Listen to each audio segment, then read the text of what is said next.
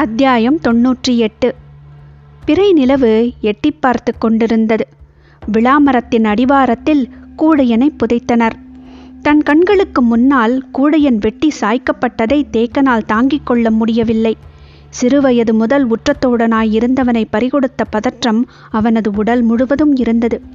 மறுகணமே கருங்கைவாணனை வீழ்த்த கிடைத்த வாய்ப்பையும் பயன்படுத்த முடியாமல் போய்விட்டது. ஒருவேளை அது நடந்திருந்தால் கூட மனம் சற்றே ஆறுதலடைந்திருக்கும். தேக்கனின் முகம் மிகவும் இறுகியிருந்தது. புதைத்து முடித்தவுடன் எல்லோரும் இரளிமேட்டில் இருக்கும் பாட்டாப்பிரை நோக்கி வலதுபுறமாக திரும்பி நடந்தனர். தேக்கன் மட்டும் இடதுபுறமாக நாகக்கரட்டை நோக்கி நடக்கத் தொடங்கினான். இறுதியாக சென்று கொண்டிருந்த முடியன் அவனை பார்த்தபோது, முரியனாசானை பார்த்துவிட்டு வருகிறேன், நீ போ என்றான். முடியனுக்கு புரிந்தது. உடல் வலியோடு மனவலியும் சேர்ந்திருக்கிறது. கிழவன் எதையும் வாய் திறந்து சொல்ல மாட்டான் என எண்ணியபடி நடந்தான். எங்கும் வீரர்களின் ஓசை கேட்டபடி இருந்தது. நாகக்கரட்டுக்கும் இரளிமேட்டுக்கும் இடைப்பட்ட சமவெளி பள்ளத்தாக்கு எங்கும் ஓலைவேந்த சிறு குடில்கள் எண்ணற்றவை அமைக்கப்பட்டிருந்தன. வீரர்களுக்கு உணவு, தங்கல் எல்லாம் அந்த குடில்களில்தான். தேக்கன் அக்கம்பக்கம் யாரையும் பார்க்கவில்லை. நேராக முரியனாசானின் குடிலை நோக்கி வேகமாக நடந்தான். வளர்ப்பிறை ஆதலால் வானில் ஒளிப்பரவல் விரைவாக இருந்தது. ஆசானின் குடில் சற்று தொலைவில் இருக்கிறது, குதிரையில் போகலாம் என்று வீரன் ஒருவன் சொன்னதற்கு தேக்கன் மறுத்துவிட்டான். குதிரை பாய்ந்து செல்லும் போது விலா எலும்பு உள் குத்தி ஏறுகிறது. வலி தாங்க முடியவில்லை. அதனால்தான் குதிரையை தவிர்த்து வேக வேகமாக நடந்தான். எங்கும் பந்தங்கள் ஏற்றப்பட்டிருந்தன. உலைக்களங்களில் தீப்பொறிகள் பறந்து கொண்டிருந்தன. சாணைக்கல்லில் கருவிகள் கூர்த்தீட்டப்பட்டு கொண்டிருந்தன. பொதினிமலை சாணைக்கற்கள் தனிச்சிறப்பு வாய்ந்தவை. மற்ற சாணைக்கற்களை விட 2 மடங்கு வேகத்தில் ஆயுதங்களை கூர்த்தீட்டக்கூடியவை. அவை கருவிகளோடு உரசும்போது தெரிக்கும் பொறியில் நீலமேறி இருக்கும்.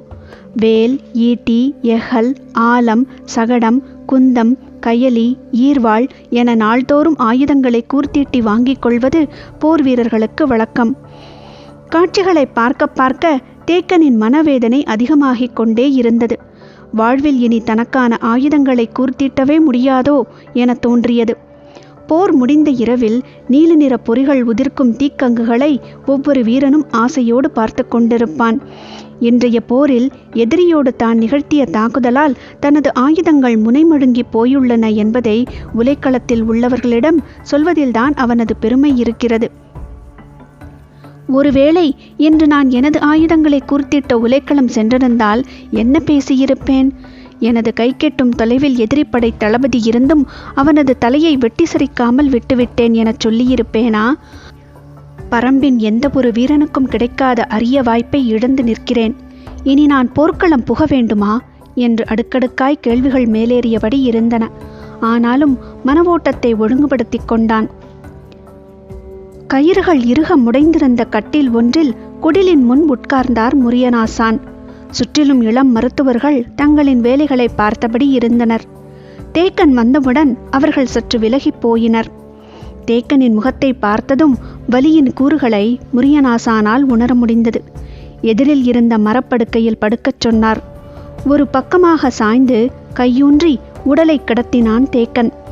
அவன் படுக்கும் விதமே காயத்தின் தன்மையைச் சொன்னது. நெஞ்செலும்பின் அடிப்பகுதி சற்றே வீக்கம் கொண்டிருந்தது. அதை ஆசான் தொட்டபோது வலி பொறுக்க முடியவில்லை. ஆனால் அதை வெளிக்காட்டாமல் இருந்தான் தேக்கன். அந்த இடத்தை விரலால் அழுத்தியபடி தேக்கனின் முகத்தை ஆசான் பார்த்தபோது தேக்கன் சொன்னான், என்ன வேண்டுமானாலும் செய்து கொள்ளுங்கள்.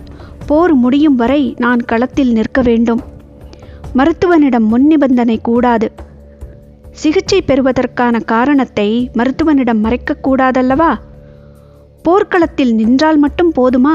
போரிட வேண்டாமா? வேண்டாம். இந்த போரை வெற்றியாக்குவது முடியனின் கடமை. அவன் அதை செய்து முடிப்பான். நான் களம்பிட்டு அகன்றால் பாரி களமிறங்கும் சூழல் உருவாகிவிடும். அதை தவிர்ப்பதுதான் எனது வேலை. அதே நேரம் எனது செயல் மற்றவர்கள் ஐயம் கொள்ளாதபடி இருக்க வேண்டும். உடலெங்கும் அழுத்தி பார்த்து உள்காயங்களை கணித்தபடியே ஆசான் சொன்னார், வாளும் வெல்லும் ஏந்தக்கூடாது. ஈட்டியை வைத்துக் கொள்ளுங்கள். ஆயுதம் கை கொண்டதாகவும் இருக்கும், ஊன்றி நிற்க உதவியாகவும் இருக்கும். தேக்கன் பதிலேதும் சொல்லவில்லை. ஆனால் அவன் கண்கள் வார்த்தைகளின் கசப்பை விழுங்க முடியாமல் துடித்தன. அப்போது தேக்கனை சந்திக்க வீரன் ஒருவன் வந்தான். ஆனால் மாணவர்களோ தேக்கனுக்கு சிகிச்சை தொடங்கிவிட்டதால் வீரனை சற்று தொலைவிலேயே நிறுத்தினர். வடகோடியில் காட்டுக்குள் நுழைந்த வேட்டூர் படையன் ஆட்கொல்லி மரத்தை அண்டி எண்ணற்றோரை கொன்று தானும் இறந்துள்ளார் என்ற செய்தியை சொல்வதற்காக அந்த வீரன் காத்திருந்தான். உலைக்களங்களில் எண்ணிலடங்காத ஆயுதங்களை உருவாக்கும் வேலை இரவு பகலாக நடந்தது. ஆனால் அவற்றின் ஓசை எதுவும் மூஞ்சலுக்குள் கேட்காது. ஏனென்றால் உலைக்களம் இருக்கும் பகுதி படைக்கல பேரரங்கு இருக்கும் பகுதி. மருத்துவ கூடாரம், மூஞ்சல் என எல்லாம் தனித்தனியே வெகு தொலைவில் இருந்தன. பொழுது நள்ளிரவை நெருங்கிக் கொண்டிருந்தது. குலசேகர பாண்டியன் சொல்லியதைப் போல புதிய தாக்குதல் திட்டத்தோடு கூடாரத்துக்குள் நுழைந்தான் கருங்கைவாணன். உள்ளே அனைவரும் காத்திருந்தனர். செங்கனச்சோழன் கரும்பாக்குடியினரை பற்றி சொன்ன செய்தியை கேட்டு மகிழ்ந்து போயிருந்தான் உதியஞ்சேரல். தந்தை குலசேகர பாண்டியனின் திட்டத்தை கேட்டு வியப்பு நீங்காமல் இருந்தான் பொதிய விருப்பன். அனைவரும் மிக இறுக்கமான சூழலில் இருப்பார்கள் என நினைத்து உள்ளே வந்த கருங்கைவாணன் வேந்தர்களின் முகங்களை பார்த்து சற்றே குழப்பமானான். ஆனாலும் அவன் வகுத்த திட்டத்தை பற்றி கூறலானான். நிறைந்த அவையில் அவமானப்பட்ட ஒரு தளபதியின் சினம் அவன் வகுத்த திட்டத்தின் வழியே வெளிப்படத் தொடங்கியது. 3 நாள் போர்களின் அனுபவத்திலிருந்து நான் சில முடிவுகளுக்கு வந்துள்ளேன். எதிரிகளின் போர் உத்தி நம்மால் முன்உணர முடியாததாக இருக்கிறது. இனிமேலும் அப்படித்தான் இருக்கும். ஆனால் அவர்கள் படையின் வலிமை எதில் இருக்கிறது என்பதை என்னால் கணிக்க முடிந்திருக்கிறது என்றான். இதுவரை தாக்குதல் உத்தியை பற்றி மட்டுமே பேசிய கருங்கைவாணன் முதன்முறையாக எதிரிப்படையின் நுணுக்கங்களை பற்றி பேசத் தொடங்கியதை அவை உன்னிப்பாக கேட்டது. நம்மோடு ஒப்பிட்டால் பரம்பின் படை அளவில் மிக மிகச் சிறியது. ஆனாலும் அவர்கள் 3 நாள் போர்களிலும் முன்னேறி தாக்கியுள்ளனர். அதற்கு காரணம் அவர்களது படையின் மைய அச்சாக இருக்கும் வில்படைதான். அவர்கள் அம்பெய்யும் தொலைவில் சரிபாதிதான் நம் வீரர்களால் அம்பெய்ய முடிகிறது. எனவே வில்படையினரை நம்மால் நெருங்கவே முடியவில்லை. அந்த படையினர் போர்க்களத்தின் நடுவில் இருக்கின்றனர். அதனால் எதிரிப்படையின் மீதும் நம் படையினர் தாக்குதலை குவித்து முன்னேற முடியவில்லை. எனவே நமது தாக்குதலின் மூலம் எதிரிகளை தற்காப்பு நிலைக்கு தள்ள முடியவில்லை. மாறாக எதிரிப்படையின் ஏதாவது ஒரு பிரிவு மூஞ்சலை நோக்கி தொடர்ந்து முன்னேறி தாக்குகிறது என்றான். கருங்கைவாணனின் கணிப்பு மிகச் சரியானது என தோன்றியது. ஆனாலும் அதை வெளிக்காட்டாமல் இருந்தார் குலசேகர பாண்டியன். நாளைய போரில் பரம்பின் வில்படையை முழுமுற்றாக செயலிழக்க வைப்பதற்கான திட்டத்தை விளக்கினான். போர் உத்திகளை வகுப்பதில் அவன் கொண்டிருந்த அனுபவம் அவன் உச்சரித்த ஒவ்வொரு சொல்லிலும் மிளர்ந்தது. சோழவேடன் மிரட்சியோடு அவன் சொல்வதை கேட்டுக்கொண்டிருந்தார். கருங்கைவாணன் திட்டத்தை கூறி முடிக்கும் போது யாரும் மறுசொல்லின்றி அதை நிறைவேற்ற ஆயத்தமாயினர். நாளைய போர் வேந்தர்கள் கொண்டாடும் செய்தியை தரும் என்பதில் ஐயமேதுமில்லை. உடலும் மனமும் தளர்ந்தபடி பரன் மீது நின்று கொண்டு எழும் கதிரவனை பார்த்தார் திசைவேடர். செம்பிடம்பின் வட்ட வடிவை மேகத்துண்டுகள் தழுவி கிடந்தன. வானில் பறவை ஏதும் தென்படவில்லை. கண்கள் வெளியெங்கும் பார்த்து திரும்பின. வடக்கத்துக்கு மாறாக வேந்தர் படைகள் நிலை கொண்ட பகுதியில் தூசியும் புழுதியும் சூழ்ந்திருந்தன. போர் தொடங்கி நீண்ட பொழுதுக்கு பிறகுதானே இவ்வளவு புழுதி மேலெழும். இன்று என்ன நடந்துள்ளது? போர் தொடங்கும் முன்பே புழுதி இவ்வளவு உயரத்துக்கு சூழ்ந்துள்ளதே என நினைத்தபடியே நாழிகை வட்டிலை பார்த்தார். கோலின் நிழல் உள்ளிழுத்து கொண்டிருந்தது. சரியான இடத்தை தொட்டதும் வலது கையை உயர்த்தினார். பரனெங்கும் இருந்து ஓசை எழுப்பப்பட்டது. தட்டியங்காட்டு போரின் 4ஆம் நாள் தொடங்கியது. கையுயர்த்தி இமைப்பொழுது கடப்பதற்குள் நிலமெங்கும் இருந்து வீரர்களின் பெரும் முழக்கமும் முரசுகளின் பேரோசையும் வெளியை அதிரச் செய்தன. வழக்கத்தை விட பல மடங்கு ஓசை கனப்பொழுதில் மேலெழும்பியது. களத்தில் என்ன நடக்கிறது என்று திசைவேடர் கூர்ந்து பார்த்தார். பரம்பு படை வழக்கம் போல் தாக்குதலுக்கு ஆயத்தமானது. ஆனால் வேந்தர் படையோ வழக்கத்துக்கு மாறாக வெள்ளம் போல் பரவி விரியத் தொடங்கியது. எல்லா திசைகளிலும் ஓசையுடன் புழுதி மேலெழுந்து கொண்டிருந்தது. இதுவரை வேந்தர் படை வடக்கத்திற்காக வரிசைகளை ஏற்படுத்தி கண்ணுக்கெட்டும் தொலைவு வரை அணிவகுத்து நிற்கும். முதல் நிலைப்படை, 2ஆம் நிலைப்படை, 3ஆம் நிலைப்படை என 3 பெரும் தொகுப்புகளாக படை நின்றிருக்கும். முதல் நிலைப்படை பரம்பு படையோடு மோதிக்கொண்டிருக்கும். இழப்புகள் அதிகமாகும் போது அடுத்தடுத்த நிலையில் இருக்கும் வீரர்கள் முதல் நிலைப்படையோடு வந்து இணைவர். ஆனால் இன்றைய போரில் வேந்தர் படை வழக்கம் போல் அணிவகுக்கவில்லை. பெரும் மாற்றம் நடந்துள்ளது. ஆனால் என்னவென்று புரிபடவில்லை. முரசின் ஓசை கேட்டதும் தாக்குதலுக்கு தயாரானது பரம்பு படை. நேற்றைய போரில் மூஞ்சலின் அருகே பரம்பின் குதிரைப்படை சென்றது.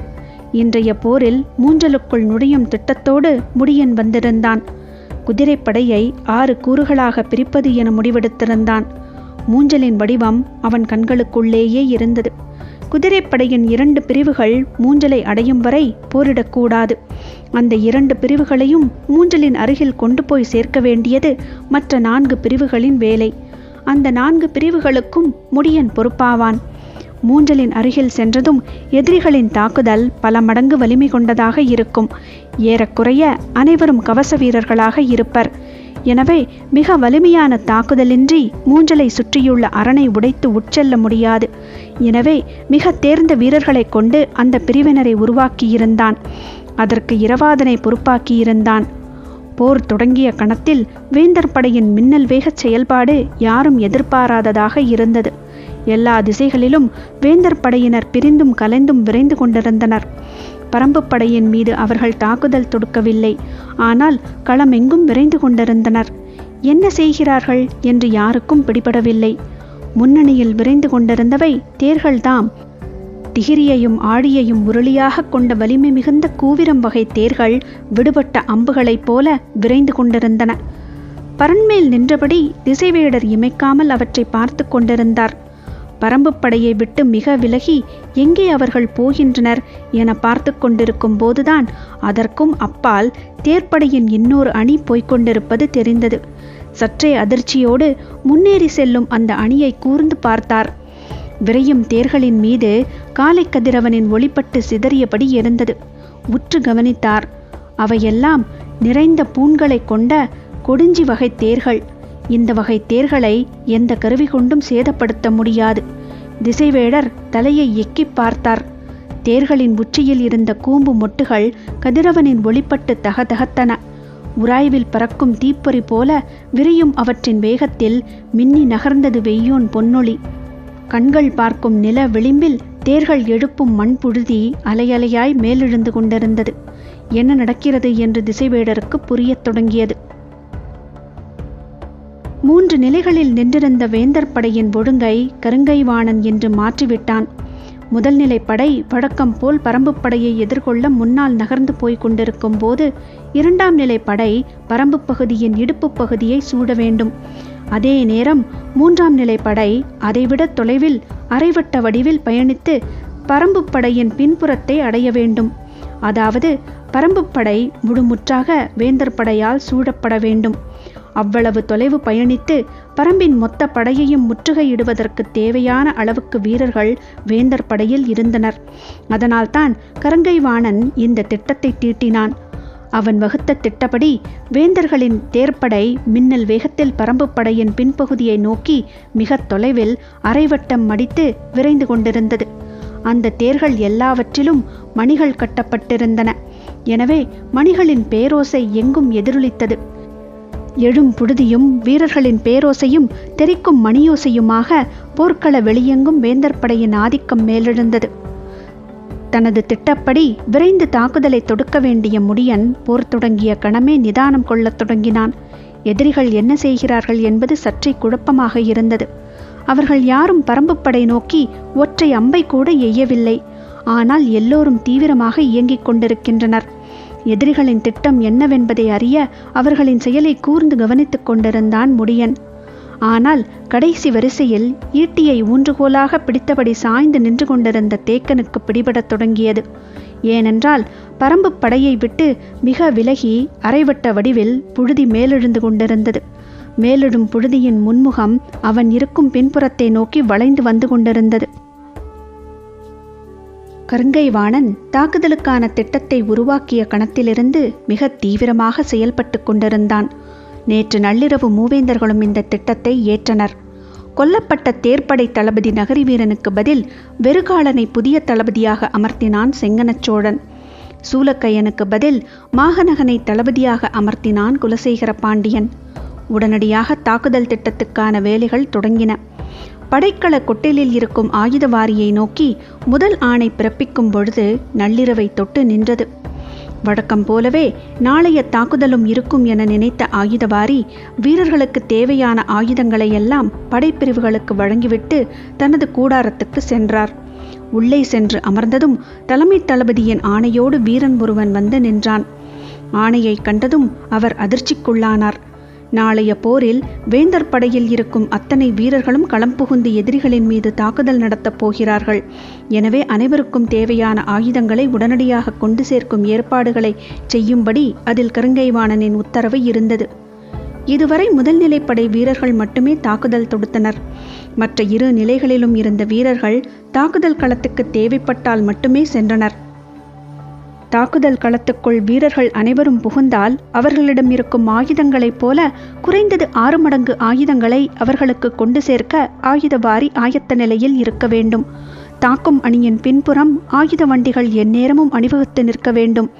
இப்போது படை முழுவதும் இருக்கும் அனைத்து வீரர்களும் தாக்குதலுக்கு கிளம்பப் போகிறார்கள் என்றால் அனைவரின் கைகளிலும் தேவையான அனைத்து விதமான ஆயுதங்களும் இருக்க வேண்டும். அனைத்து படையினருக்கும் களத்துக்கு தேவையான ஆயுதங்களை வண்டியில் ஏற்றி ஆயத்தப்படுத்த வேண்டும். இவையெல்லாம் இந்த நள்ளிரவுக்கு பின் எப்படி முடியும்? ஒருபோதும் முடியாது என்று புலம்பியபடி தலைமை தளபதி எங்கே இருக்கிறார் என கேட்டான் ஆயுதபாரி. செய்தியை கொண்டு வந்த வீரன், மூஞ்சலுக்குள் இருந்துதான் இதை கொடுத்து விட்டார் என்றான். மூஞ்சலுக்குள் இருந்தால் எந்த உத்தரவையும் பிறப்பிப்பாரா? நள்ளிரவுக்கு பின் எப்படி இவ்வளவு ஆயுதங்களையும் கொண்டு சேர்க்க முடியும்? நாளைய போரில் சரிபாதி வீரர்களை களத்தில் இறக்குவோம். நாளை மறுநாள் முழுமையாக அனைவரையும் களத்தில் இருக்க ஏற்பாடு செய்வோம் என்று நான் சொன்னதாக போய்ச் சொல் என்று கூறி அந்த வீரனை திருப்பி அனுப்ப முற்பட்டார். ஆனால் வீரனிடம் பேசிக்கொண்டிருக்கும் போதே வெளியில் பெரும் கூச்சலோசை கேட்டது. இந்த நள்ளிரவில் என்ன இவ்வளவு சத்தம் என எண்ணியபடி கூடாரத்தை விட்டு வெளியில் வந்து பார்த்தார். படைக்கல பேரரங்கை நோக்கி ஆயுதங்களை ஏற்றிச் செல்ல யானைகளும் குதிரை வண்டிகளும் மாடுகள் பூட்டிய நீள் வண்டிகளும் அணி அணியாய் வந்து கொண்டிருந்தன. படைக்கல பேரரங்கின் முன்னால் பெரும் கூட்டம் கூடிக்கொண்டிருந்தது. தொலைவில் இருந்து இந்த காட்சியை பார்த்த ஆயுதவாரிக்கு என்ன செய்வதென புரியவில்லை. 3 நாள் போரிலும் கொல்லப்பட்டது போக மீதமிருக்கும் 45 சேனை முதலிகளும் அவர்களுக்கு கீழே இருக்கும் 450 சேனை வரையர்களும் நாளை தங்களின் படைகளை களம் நோக்கி தாக்குதலுக்கு நகர்த்துகின்றனர். அனைத்து படைப்பிரிவுகளுக்கும் தேவையான ஆயுதங்களை பெற்றுச் செல்ல சேனை முதலிகளின் உத்தரவோடு படைப்பணியாளர்கள் போர்க்கள பேரரங்குக்கு முன்னால் வந்து குவியத் தொடங்கினர். மிரண்டு போனார் ஆயுதவாரி. தன்னிடம் கேட்காமல் இந்த நள்ளிரவுக்கு பின் இப்படியோர் உத்தரவை சேனை முதலிகளுக்கு எப்படி வழங்கலாம் என்று கடும் கோபத்தோடு பேரரங்கு நோக்கி விரைந்தார். பாண்டியனின் படைக்கல பேரரங்குதான் மூஞ்சலுக்கு அருகில் இருக்கிறது. சேரனின் பேரரங்கு தென்புறத்திலும் சோழனின் பேரரங்கு வடபுறத்திலும் சற்று தொலைவில் இருக்கின்றன. ஒவ்வொரு பேரரங்கும் மூஞ்சல் நகரை விட பெரியது. எண்ணற்ற கூடாரங்களை கொண்டது. ஒவ்வொரு கூடாரத்திலும் ஒவ்வொரு வகையான ஆயுதங்களை வரிசைப்படுத்தி வைத்திருந்தனர். 4 வகையான வில்கள், 13 வகையான அம்புகள், 20 வகையான வாட்கள், 8 வகையான வேல்கள், 3 வகையான குறுவாட்கள், 3 வகையான தண்டங்கள், 3 வகையான கேடயங்கள், இவை தவிர 100க்கும் மேற்பட்ட தனித்துவமான ஆயுதங்கள் என அனைத்தும் வகை பிரித்து வைக்கப்பட்டுள்ளன. இவற்றை எடுத்து தருவதிலும் களத்தில் வீரர்களிடம் கொண்டு போய் சேர்ப்பதிலும் சிறு குழப்பம் நடந்தாலும் அது களத்தின் போக்கை வெகுவாக பாதிக்கும். முன்களத்தில் நின்று போரிடும் உலோகவில் ஏந்திய பெருவீரர்களுக்கு கணை, வாளி, கதிர் ஆகிய 3 வகை அம்புகள்தான் கொடுக்கப்பட வேண்டும். மற்ற வகை அம்புகள் உலோகவில்லுக்கு ஏற்றவை அல்ல. அதே போல 5 முடிச்சுகள் கொண்ட மூங்கில் வில்களை ஏந்தி நிற்கும் வீரனிடம் கோலம்பினையோ கதிரம்பினையோ கொடுத்தால் ஒரு பனை தொலைவு கூட பாயாது. 7 அல்லது 9 முடிச்சுகளை கொண்ட பட்டு நூலாலான நாணை பயன்படுத்தும் வில்லாளிதான் வில்படையின் நடுவில் வலிமையோடு நின்று போரிடுபவன். அவனுக்கு தேவை சரவகை அம்புகள் மட்டுமே. இவை அனைத்தும் துல்லியமான கணக்குகளின் அடிப்படையில் வகை பிரித்து அடுக்கி வைக்கப்பட்டுள்ளன. எந்தவிதமான குழப்பமுமின்றி மிக கவனமாக செய்யப்பட வேண்டிய வேலை இது. ஒரு முறை இதில் குழப்பம் ஏற்பட்டு வரிசையாக அடுக்கப்பட்டுள்ள அம்புகள் மாறி இன்னொரு அறையில் வைக்கப்பட்டு விட்டால் அதன் பொருட்டு களத்தில் எத்தனையோ வீரர்கள் உயிரிழக்க நேரிடும். எனவே பேரரங்கில் ஆயுதம் கையாள்வதை எந்தவித அழுத்தமும் கொடுக்காமல் செயல்படுத்த வேண்டும். ஆனால் கருங்கைவாணனின் செயல் எதையும் புரிந்து கொள்ளாத ஒரு மூடனின் முடிவையொத்தது என மனதுக்குள் வசைபாடியபடியே படைக்கல பேரரங்குக்கு வந்தார் ஆயுதவாரி. அங்கோ எண்ணற்ற போர்க்கள பணியாளர்கள் தங்களுக்கான ஆயுதங்களை வண்டிகளில் வேக வேகமாக ஏற்றி கொண்டிருந்தனர். தான் வரும் முன்பு எப்படி இந்த வேலையை தொடங்கினார்கள் என்ற கோபத்தோடு ஆயுதவாரி உள்ளே நுழைந்த போது அங்கு கருங்கைவாணன் நின்று பணிகளை ஒருங்கிணைத்து கொண்டிருந்தான். எண்ணற்ற வண்டிகளும் யானைகளும் ஆயுதங்களை ஏற்றிச் செல்ல காத்திருக்கின்றன. வேகமாக வந்து பணியை ஒருங்கிணையுங்கள் என்று ஆயுதவாரியை பார்த்து சத்தம் போட்டு கூறினான் கருங்கைவாணன். மிகுந்த கோபத்தோடு வந்த ஆயுதவாரிக்கு வீரர்களும் பணியாளர்களும் நிறைந்த இந்த இடத்தில் தலைமை தளபதியிடம் எப்படி சினத்தை வெளிப்படுத்துவது என தெரியவில்லை. ஆனால் வேலை வேக வேகமாக நடைபெற்று கொண்டிருந்தது. விரைவாக பிரித்தனுப்புங்கள். சேரனின் பேரரங்கிலிருந்து ஆயுதமேற்றப்பட்ட வண்டிகள் அப்போதே வெளியேறிவிட்டன. பாண்டியனின் ஆயுதவாரி சற்றே அதிர்ச்சிக்குள்ளானார். அதற்குள் எப்படி அவர்கள் பிரித்தனுப்புவார்கள் என்றார். அவர்கள் ஆயுதவாரி இரவில் கூடாரத்துக்கு சென்று ஓய்வெடுப்பதில்லையாம். ஆயுத பேரரங்கில்தான் இருப்பாராம். எனவே செய்தி கிடைத்ததும் வேலையை தொடங்கிவிட்டார் என்றான் கருங்கைவாணன். அதன் பிறகு அவர் பேச்சேதுமின்றி ஆயுதங்களை பிரித்தனுப்பும் வேலையில் ஈடுபட்டார். உண்மையில் கருங்கைவாணன் மற்ற 2 ஆயுதவாரிகளுக்கும் இன்னும் செய்தியையே அனுப்பவில்லை. நள்ளிரவுக்கு பின் இவ்வளவு பெரிய வேலையை சொன்னால் எந்த ஆயுதவாரியும் ஒப்புக்கொள்ள மாட்டார். அது மட்டுமன்று, வலுக்கட்டாயமாக செய்யும் சூழலை ஏற்படுத்தினால் அது போர்க்களத்தில் குழப்பத்தில் முடிய வாய்ப்பிருக்கிறது. எனவேதான் மிக கவனமாக இந்த வேலையை செய்தான் கருங்கைவாணன். பாண்டியனின் பேரரங்கிலிருந்து ஆயுதங்களை ஏற்றிக்கொண்டு வண்டிகள் வெளியான பிறகுதான் மற்ற 2 ஆயுதவாரிகளுக்கும் செய்தி சென்று சேர்வதைப் போல பார்த்து கொண்டான். சிறு முணுமுணுப்புகளும் கோபமும் வெளிப்பட்டனவே தவிர வேலையை மறக்கும் நிலை எங்கும் ஏற்படவில்லை. ஏனென்றால் ஒரு பேரரசு இன்னொரு பேரரசை விட பின்தங்கும் நிலை ஏற்படக்கூடாது என்பதில் 3 பேரரசுகளின் பொறுப்பாளர்களும் ஆயுதவாரிகளும் மிக கவனமாக இருந்தனர். பல்லாயிரம் வீரர்களுக்கு எண்ணற்ற வகையான ஆயுதங்களை கணக்குகளின்படி துல்லியமாக வகை பிரித்து அனுப்பும் பணியை ஆயுதவாரிகள் 3வரும் அவர்களுக்கு கீழே பணியாற்றும் எண்ணிறடங்காத போர் பணியாளர்களும் இரவு முழுவதும் செய்தனர். விடியும் போது கூட ஆயுதமற்ற யானைகளும் வண்டிகளும் பேரரங்கின் முன்னால் காத்திருந்தன. அப்போதுதான் திசைவேடரின் சங்கொலி கேட்டது. காற்றெங்கும் செம்புழுதி ஏறி மிதக்க திசைவேடரின் முரசோசை கேட்டதும் தேர்கள் தங்களுக்கான இலக்கு நோக்கி வேகம் கொள்ளத் தொடங்கின.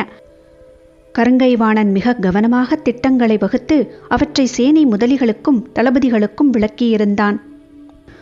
அனைத்து படை பிரிவுகளையும் எதிரியின் படையை தாக்க பயன்படுத்தினால் மூஞ்சலின் பாதுகாப்புக்கு என்ன ஏற்பாடு என்று கேள்வி எழுப்பப்பட்டது. மூஞ்சலை வேந்தர்களின் கவசப்படையும் அகப்படையும் காத்தால் போதும். எதிரிகள் யாரும் இன்று மூஞ்சலை நெருங்க எந்தவித வாய்ப்பும் இல்லை. ஒருவேளை சிறு குழு ஏதாவது நெருங்கினால் இந்த படையால் அவர்களை எளிதில் வீழ்த்த முடியும் என்றான். காற்றின் துணை கொண்டு தாக்கும் அம்பை எதிரிகள் பயன்படுத்தினாலும் நமக்கு எந்த பாதிப்பும் நிகழப்போவதில்லை. ஏனென்றால் நமது படை எதுவும் தொலைவில் நிற்கப் போவதில்லை. மொத்த படையும் எதிரிகளை சூழ்ந்துதான் நிற்கப் போகிறது என்றான். கருங்கைவாணனின் திட்டம் வேந்தர்களைப் போல தளபதிகளுக்கும் சேனை முதலிகளுக்கும் பெரும் நம்பிக்கையை உருவாக்கியது. போர்க்களத்தில் தாக்குதலுக்கும் இழப்புக்கும் பின் நம்பிக்கை அளிக்கும் திட்டம் தீட்டப்படுமேயானால் அது பல மடங்கு ஆற்றலோடு செயல்பாட்டுக்கு வரும். வேந்தர் படையின் செயல்பாடு இன்று அப்படித்தான் இருந்தது. பரம்புப்படை நிலை கொண்டுள்ள இடத்துக்கு மேற்கு பகுதியில் காரமலை உள்ளது. அந்த திசை தவிர பிற 3 திசைகளிலும் முழுமையாக வேந்தர் படை பரம்புப்படையை சுற்றி வளைத்தது. ஈக்கி மணலும் கருமணலும் உள்ள தட்டியங்காட்டு நிலத்தில் குதிரைகளால் வெகு தொலைவுக்கு விரைந்து ஓட இயலாது. அதை கணித்து ஒரே மூச்சில் குதிரைகளை ஓட்டி பரம்புப்படையின் பின்புறம் சென்று சேர்க்க வேண்டும். அதைத் தொடர்ந்து மற்ற வீரர்கள் அணி அணியாய் பின்தொடர்ந்து தங்களுக்குரிய இடத்தில் நிலை கொள்ள வேண்டும். இடைப்பகுதிக்கும் பின்பகுதிக்கும் எவ்வளவு முடியுமோ அவ்வளவு விரைவாக போய்ச் சேர வேண்டும். அந்த விரைவே இன்றைய தாக்குதல் உத்திக்கான அடிப்படையை உருவாக்கும் என்று கருதியிருந்தான் கருங்கைவாணன். அவனது திட்டம் அப்படியே செயல்படுத்தப்பட்டது. தாக்கி முன்னேறும் தனது திட்டத்தை தொடங்காமல் நிறுத்தி கொண்டான் முடியன். எதிரிகள் என்ன செய்கிறார்கள் என்பதை உற்று கவனித்தான். வேந்தர் படை பரம்புப்படையை நெருங்கவோ ஆயுதங்களால் தாக்கவோ முற்படவில்லை. ஆனால் முழுமையாக சூழ்ந்து அணிவகுத்து கொண்டிருந்தது. அந்த நேரத்தில் குதிரையில் ஏறி பரம்புப்படை முழுமையும் சுற்றி வந்தான் முடியன். எதிரிகளின் தளபதிகள் பலரும் அவன் கண்ணில் பட்டனர். ஆனால் கருங்கைவாணன் மட்டும் அவன் கண்ணில் படவே இல்லை. இவ்வளவு விரிவாக திட்டமிட்டிருப்பதால் அவன் முன்னணியில் தானே நிற்க வேண்டும். எங்கே போனான் என்று சிந்தித்த வண்ணம் பரம்புப்படையின் பின்பகுதியை வந்தடைந்தான் முடியன். அங்கே தேக்கன் நின்று கொண்டிருந்தான். தேக்கனின் பாதுகாப்புக்காகத்தான் அவனை பின்புற வரிசையில் நிற்குமாறு முடியன் சொல்லியிருந்தான். ஆனால் இப்போது அவன் நிற்கும் திசையிலும் எதிரிகள் சூழ்ந்து நிற்பதால் அவனும் முன்வரிசையில் நிற்பவனாக மாறினான். தேக்கனின் அருகில் வந்ததும் குதிரையை விட்டு இறங்கினான் முடியன். அப்போது நாகக்கரட்டிலிருந்து நீள்கொம்பின் சுடியோசை கேட்டது. அதிர்ச்சியோடு நாகக்கரட்டை திரும்பி பார்த்தான். வெளிப்படுத்தப்படுவது சுடியோசைதானா என்பதை மறுபடியும் கூர்ந்து கவனித்தான். ஆபத்தை முன்னுணர்த்தும் நீள்கொம்பின் சுடியோசைதான் அது. சற்றே கோபத்தோடு, எதிரிகள் நமது படையை சூழ்ந்துவிட்டால் ஆபத்து என்று பொருள் கொண்டு விடுவதா என்று தேக்கனை பார்த்து கேட்டான். ஓசை கேட்ட திசையையே பார்த்து கொண்டிருந்த தேக்கன் சொன்னான், ஆபத்து இங்கில்லை, அங்கு. முடியன் சற்றே மிரட்சியோடு மீண்டும் நாகக்கரட்டை பார்த்தான். இருக்கிக் கொடியின் பால் கொண்டு காட்டப்படும் குறிப்பு குளவந்திட்டை நோக்கி காண்பிக்கப்பட்டு கொண்டிருந்தது. ஏற்பட்டுள்ள ஆபத்தை பாரிக்கு தெரிவித்துக் கொண்டிருந்தனர் நாகக்கரட்டின் மீதிருந்த கூவல் குடியினர்.